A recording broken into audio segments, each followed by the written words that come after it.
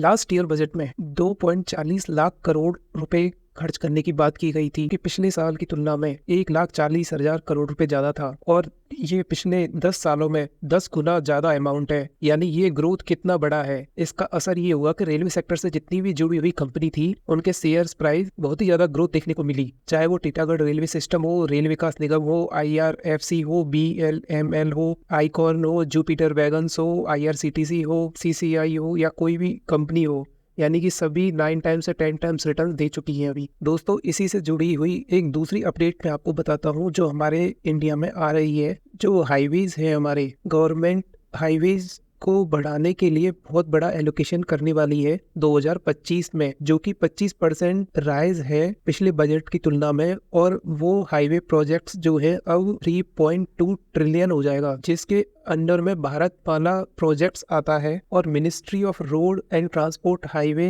Is likely to be increase by 25% on this next year. और road से जुड़े हुए जो भी कंस्ट्रक्शन और इंफ्रा के प्रोजेक्ट्स हैं वो भी इंडिया में इसके साथ बहुत ही ज्यादा ग्रो होने वाले हैं। इस वीडियो में 6 ऐसे इंफ्रा स्टॉक्स के बारे में चर्चा करेंगे जिनमें हाईवे बनाने से जुड़े हुए स्टॉक्स हो। अगले 5 सालों में इस तरह से उम्मीद की जा रही है कि जिस तरह से रेलवे के स्टॉक्स बढ़े हैं वैसे ही इंफ्रा के स्टॉक्स भी बढ़ सकते हैं। इन्फ्लेशन की जो समस्या थी वो ऑलरेडी हमारे मार्केट ने फैक्टर कर ली है और जो भी जितनी भी बुरी खबरें थी वो सभी आ चुकी हैं। अभी रेलवे का बजट आने वाला है और इस पर अगर इंटरेस्ट रेट कुछ कम हो जाता है, जो इसका डायरेक्ट इम्पैक्ट जो है बहुत बड़ी बड़ी कंपनियों पे नजर आता है, खासकर जिनमें बहुत ही ज्यादा हाई कैपेक्स और जिनमें बहुत ही बड़े बड़े इंफ्रा प्रोजेक्ट्स होती हैं। इसका सीधा सीधा असर इंफ्रा, रेलवे और बैंकिंग सेक्टर्स पे देखने को मिलता है।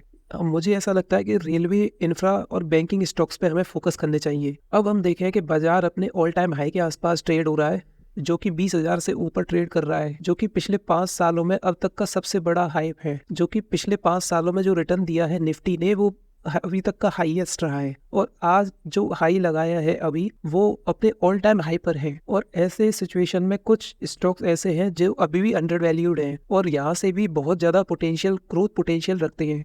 और कभी भी इसमें थोड़ा बहुत छोटी मोटी प्रॉफिट बुकिंग आती हुई दिखाई दे तो ये बाय ऑन डिप्स का मार्केट है। और जो लॉन्ग टर्म मार्केट का चार्ट है वो अप ट्रेंडिंग में ही है। और हम ऐसे वैल्यूएबल वीडियोस, इंपॉर्टेंट अपडेट्स लाते रहेंगे। आप इस चैनल के सब्सक्राइब एंड बेल आइकन पर बटन जरूर दबाइएगा।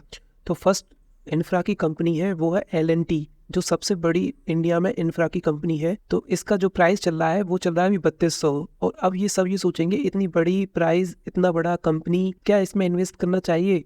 मैं ये कहता हूँ कि सबसे बड़ी जो कंपनी है वही जो इस ग्रोथ पोटेंशियल है इसका 70-80% इसी कंपनी को प्रॉफिट होने वाला है। बहुत बड़ी इसके पीछे ग्रोथ स्टोरी है और इंफ्रास्ट्रक्चर कंपनी में सबसे बड़ी कंपनी है। और जिस तरह से इसका स्टॉक्स जो भागा हुआ है, और इससे ये उम्मीद है कि इसमें आगे भी तेजी बनती रहेगी। और इसमें अभी अपडेट आई है कि 2 ट्रिलियन के ऑर्डर्स इस पे अभी पेंडिंग है और एक्सपेक्ट है कि वो L&T को ही मिलने वाले हैं। और कंपनी जो है रिकॉर्ड हाई ऑर्डर्स उस पर 4 ट्रिलियन के पहले से ही पेंडिंग है। दोस्तों, ये अमाउंट बहुत ही बड़ा है और बैक टू बैक कंपनी के पास बहुत बड़े बड़े ऑर्डर्स आए हैं। एक्सपेक्टेड है कि ये और भी बहुत बड़ा रिटर्न देने वाला है ये स्टॉक, और यहाँ से भी ये डबल होने का पोटेंशियल रखता है। और डाउन साइड रिस्क इसमें बहुत ही कम नजर आती है, लेकिन टाइम इसमें हमें देना पड़ेगा। दूसरी कंपनी स्मॉल कैप इंफ्रास्ट्रक्चर से है जिसका नाम है PNC इंफ्राटेक लिमिटेड, जिसका प्राइस 350 के आसपास चल रहा है। पिछले 5 सालों में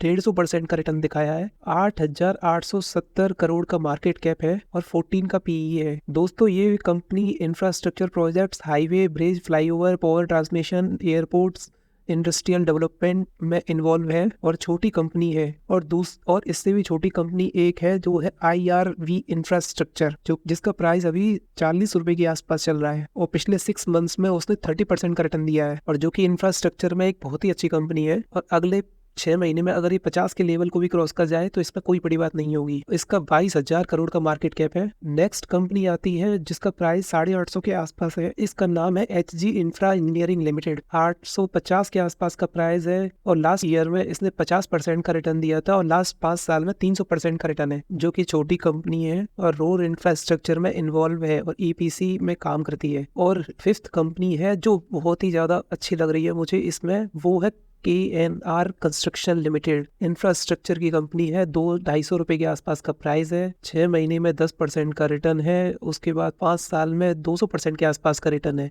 और ये 14 PE के आसपास दिख रहा है।